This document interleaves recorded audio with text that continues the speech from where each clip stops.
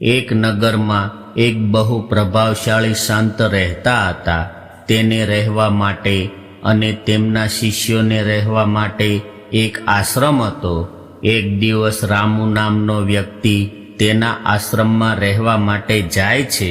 આશ્રમમાં 2 દિવસ રહ્યા બાદ તે સંત પાસે જાય છે અને કહે છે, હે સંત, મારા મનમાં પ્રશ્ન ઉઠી રહ્યો છે. તમારી પાસે એ પ્રશ્નનો ઉત્તર લેવા આવ્યો છું. સંતે હસતા મુખે કહ્યું, પૂછો, તમારો કયો પ્રશ્ન છે? ત્યારે રામુએ કહ્યું, ગુરુ, હું મારા જીવનથી જરા પણ ખુશ નથી.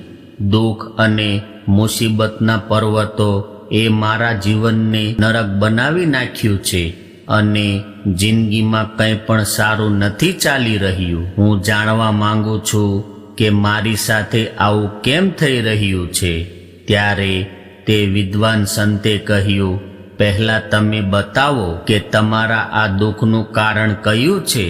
તે કઈ એવી વસ્તુ છે કે જેણે તમને આટલા બધા ચિંતિત અને વ્યાકુળ કરી રાખ્યા છે? સંતના પ્રશ્નને થોડીવાર વિચાર્યા બાદ તેણે કહ્યું, હે સંત, આ કેવો સવાલ છે? મેં તમને સવાલ પૂછ્યો, પરંતુ તમે ઉત્તર દેવાને જગ્યાએ મને સામેથી પ્રશ્ન પૂછો છો. ત્યારે વ્યક્તિનો જવાબ સાંભળી સંત બોલ્યા કે દુઃખ તમારું છે, એનું કારણ પણ તમને ખબર હોવી જોઈએ. જો તમારા દુઃખનું કારણ તમને જ ન ખબર હોય તો તમે એવી શા માટે આશા રાખો છો કે તમારા દુઃખનું કારણ મને ખબર હશે?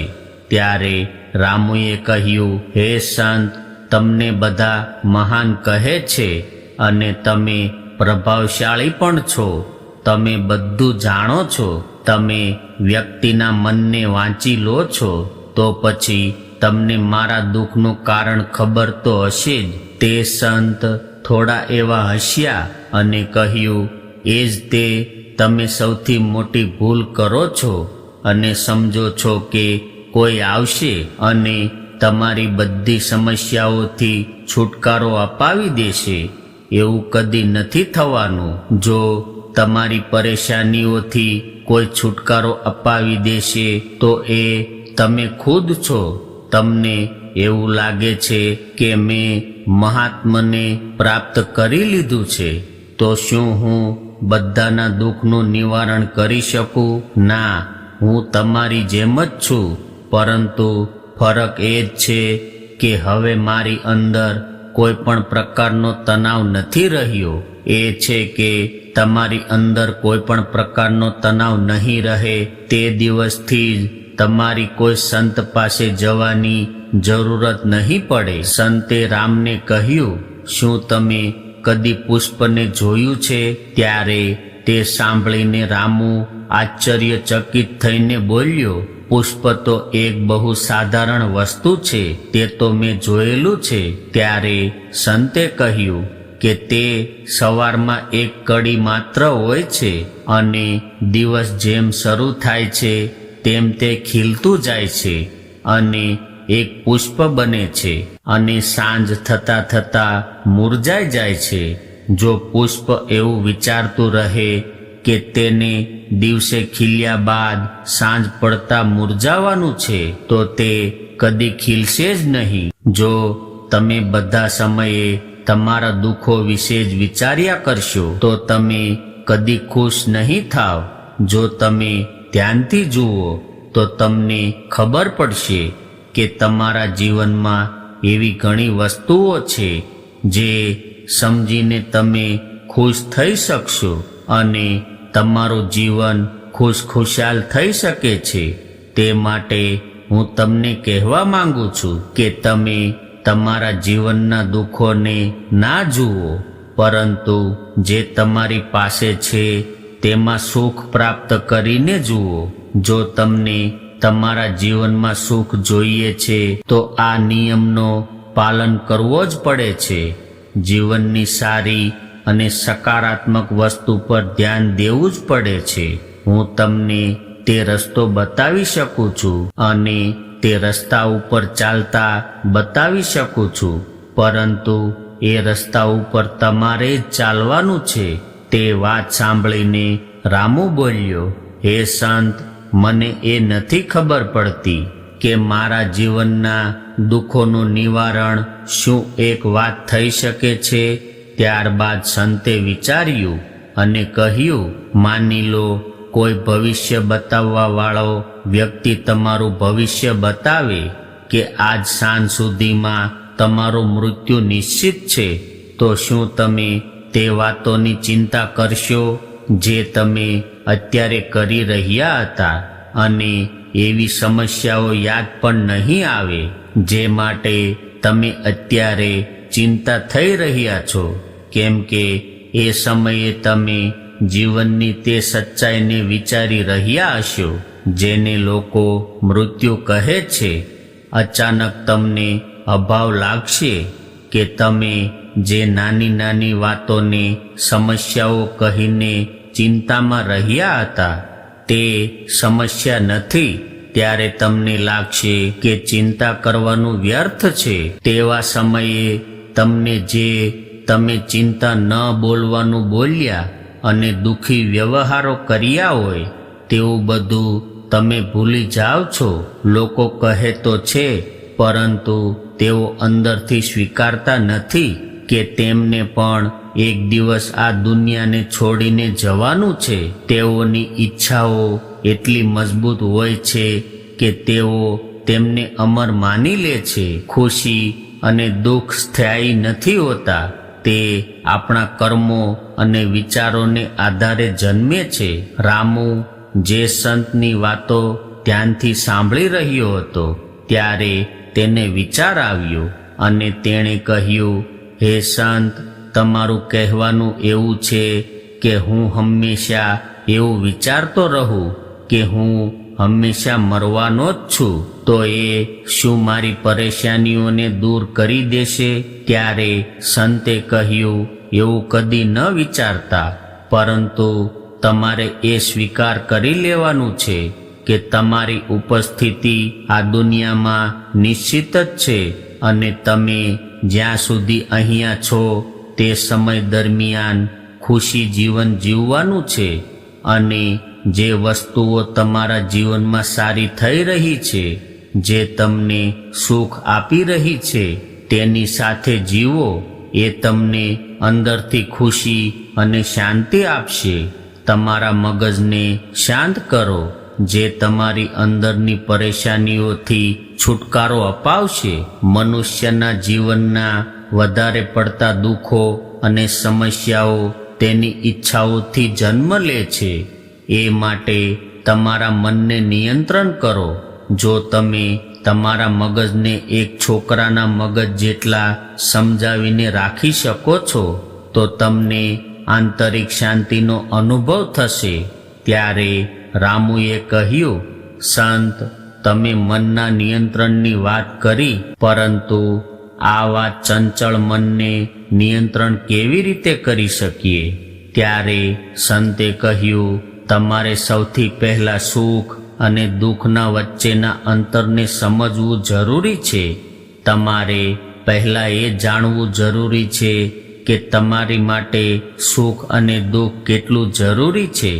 પછી અભ્યાસ દ્વારા તમારા મનને તમારે એવી રીતે તૈયાર કરવાનું છે કે વધારે સુખ પ્રાપ્ત થાય ત્યારે વધારે સુખી ન થવાનું, અને વધારે દુઃખ મળે ત્યારે વધારે દુઃખી ન થવાનું. તમારે પૂરી નિષ્ઠાપૂર્વક પોતાની જાતને મધ્યમાં રાખવાની કોશિશ કરવાની છે, જેને હું મધ્યમ માર્ગ કહું છું.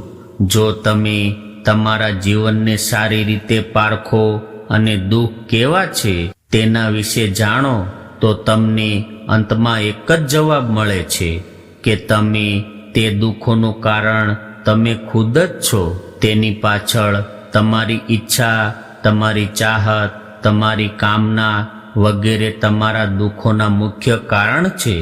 અને મન જ તમારી બધી ઈચ્છાઓની જનની હોવાને કારણે જો તમે મનને કાબૂ કરી લીધું તો તમે સુખ અને દુઃખને પણ કાબૂ કરી શકો છો. ત્યારબાદ સંતે કહ્યું કે તમે એક નાનકડું કામ કરી શકો તો તમે જોઈ શકશો કે તમારા જીવનના બધા દુઃખો સમાપ્ત થઈ રહ્યા છે. અને સંતના મુખેથી આવા શબ્દો સાંભળીને તે રામુ ઝડપથી બોલ્યો, શું કરવું પડશે? સંતે કહ્યું, આગળના 2 દિવસ સુધી તમે કોઈની સાથે કંઈ નહીં બોલતા અને 2 પેપર લઈને આશ્રમના એક ખૂણામાં બેસીને શાંત મગજે તમારે વિચારવાનું છે. અને પહેલા પેપર ઉપર તમારે પહેલા બધા તમારા દુઃખોને લખવાના છે જે તમને પરેશાન કરી રહ્યા છે, અને તેની સાથે તમારા દુઃખોના કારણ પણ લખવાના છે. અને બીજા પેપરમાં તમારે તમારા જીવનમાં જેટલું સુખ છે તેના વિશે પણ લખવાનું છે, અને તે કયા કારણ છે તે પણ લખવાનું છે. તમે આરામથી વિચારીને લખી શકો છો. તમારી પાસે ઘણો સમય છે અને જાઓ અને આરામથી વિચારીને લખો. રામુએ સંતને પ્રણામ કર્યા અને તે એક ખૂણામાં જઈને બેસી ગયો. 2 દિવસ પછી તે સંતની પાસે આવ્યો. તેના હાથમાં ઘણા ખરા પેપર હતા. ત્યારે તે સંતે તેને કહ્યું કે સૌથી પહેલા મને તમારા દુઃખવાળા કાગળો સંભળાવો. અને રામુએ તેના દુઃખો સંભળાવવાનું શરૂ કર્યું. તેમાં પહેલું હતું કે મારા પરિવારમાં મારા બધા ભાઈઓ અમીર છે, પણ હું એકલો ગરીબ રહી ગયો છું, કેમ કે હું કામ કરવાથી ડરું છું. કામથી વધારે હું આરામ કરું છું, અને સાથે સાથે હું ખુદની બીજા સાથે તુલના કરું છું. અને બીજું દુઃખ સંભળાવ્યું, મારા પાડોશીઓએ વધારે ધન બચત સ્વરૂપે સાચવેલું છે અને મારી પાસે બચત નામની વસ્તુ જ નથી. અને તેનું કારણ છે હું બહુ ઓછું કામ કરું છું, અને એ માટે મારી કમાણી ઓછી છે, પરંતુ હું ખર્ચ વધારે કરું છું, અને તે મારી ખોટી સંગતને કારણે થયું છે. અને એનું કારણ એ થયું કે આજે મારી પાસે કઈ પ્રકારની બચત છે જ નહીં. અને ત્રીજું દુઃખ સંભળાવ્યું, મારી પત્ની ઘણા સમયથી બીમાર છે, તેનું કારણ પણ હું જ છું. લાપરવાહીને કારણે હું કદી કોઈ વેદની પાછળ નથી લઈ ગયો અને પ્રકૃતિ ઉપર છોડી દીધું, પરંતુ કઈ પ્રકારે હું લોભી હતો, કારણ કે તે દુઃખને કારણે મારા પત્નીની મોત થઈ જાય તો હું બીજી સુંદર સ્ત્રી સાથે વિવાહ કરી શકું. ચોથું દુઃખ બતાવ્યું, હું મારા મનમાં ને મનમાં બહુ ધન કમાવાની યોજનાઓ બનાવું છું, પરંતુ તે યોજનાઓ કામ નથી લાગતી. તેથી હું ચિંતાઓના સમુદ્રમાં ડૂબી જાઉં છું, અને તે માટે હું આ ચિંતામાંથી બહાર આવવા રોજ મદિરાનું સેવન કરું છું. અને હું મારી આ આદતનો ભાગીદાર હું ખુદ જ છું. મને ખબર છે કે મારે મદિરા પાન પીવા માટે પૈસા નથી, પરંતુ તોય પીઉં છું. અને હું મદિરા પાન પીધા વગર પણ આખો દિવસ સુખીથી જીવી શકું છું, પરંતુ તો પણ મદિરા પાનનું સેવન કર્યા જ કરું છું. હે સંત, આ 4 મારા સૌથી મોટા દુઃખ છે. મને વિચાર આવ્યો કે આ બધા દુઃખો મારા દ્વારા કરાયેલા કર્મ અને દુર્વ્યવહારને કારણે જ છે. ત્યારબાદ સંદેશ તેને કહ્યું, કંઈ વાંધો નહીં, તમે તમારું સુખવાળું કાગળ સંભળાવો. ત્યારે તે વ્યક્તિ બહુ ખુશ થયો અને ઉત્સાહમાં આવીને કહ્યું કે જે આ 2 દિવસમાં મને જેટલું સુખ પ્રાપ્ત થયું છે તે મેં મારી આખી જિંદગીમાં નથી પ્રાપ્ત કરેલું. પાછલા 2 દિવસમાં મેં પ્રાપ્ત કર્યું કે મારી અંદર અસંખ્ય શાંતિ અને સુખનો સાગર ભરેલો છે. અને મારા આ અનુભવોને પ્રાપ્ત કરી હું બહુ ખુશ છું. મારા ખુશની સૂચિ બહુ મોટી છે, જે વાંચીને તમને સંભળાવવામાં બહુ સમય નીકળી જશે. રામુના મુખેથી આવી વાતો સાંભળીને તે સંત હસ્યા અને કહ્યું, માત્ર તમારા માટે જ નહીં, પરંતુ બધા માટે કારણ સરખા જ હોય છે. એ તો માત્ર મનુષ્ય પોતાની અજ્ઞાનતાને કારણે પોતાનો સમય વ્યસ્ત કરી દે છે.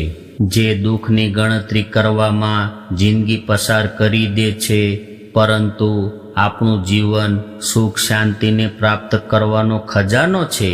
ત્યારે સંતે કહ્યું, તમારે તમારા ખુશીના બધા કારણો સંભળાવવાની જરૂર નથી, પરંતુ તેમાંથી થોડા સમજાવી શકો છો. રામુએ એક હસતું ખીલતું મુખડું કરીને કારણો સંભળાવવાનું શરૂ કર્યું. પહેલી ખુશી એ છે કે હું અત્યારે જીવિત છું અને આ દુનિયામાં જીવી રહ્યો છું. હું સ્વસ્થ અને મજબૂત છું. મારા માતા પિતા છે, એક પત્ની છે, મારા 2 દીકરા છે. આ દુનિયાના અનેક ખુશનસીબ વ્યક્તિઓની જેમ મારી પાસે પણ અનમોલ રત્ન છે. જેવી રીતે મારા માતા પિતાનું અસીમ પ્રેમ, મારી પત્નીનો પ્રેમ અને મારા દીકરાની લાગણીઓ અને તેમના પિતા બનવાની ખુશી.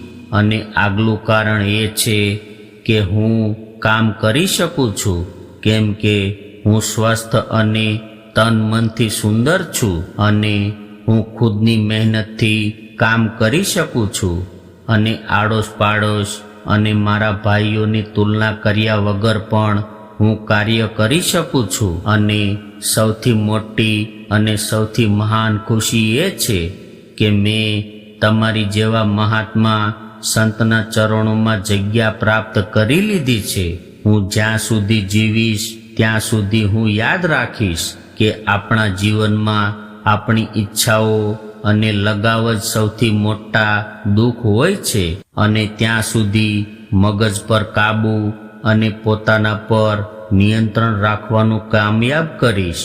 ત્યારે સંતે કહ્યું કે તમે તમારી જિંદગીને શાંતિપૂર્વક જીવો અને તમારા પરિવાર પાસે જાઓ. અને જીવનમાં કદી દુઃખી થાવ ત્યારે તે દુઃખને કહેજો કે જીવન બહુ નાનું છે, શાંતિપૂર્વક જીવવું જોઈએ. તેને કારણે તમે આપોઆપ શાંત થઈ જશો અને શાંતિથી બેસીને તમારા એ દુઃખનું કારણ જાણવાનો પ્રયાસ કરજો. તો મિત્રો, આ હતો આજનો વિડીયો. તમને પસંદ આવ્યો હોય તો વિડીયોને લાઈક, શેર અને નવા આવ્યા હોય તો ચેનલને સબસ્ક્રાઇબ કરી દેજો. ત્યાં સુધી સૌને જય શ્રી કૃષ્ણ.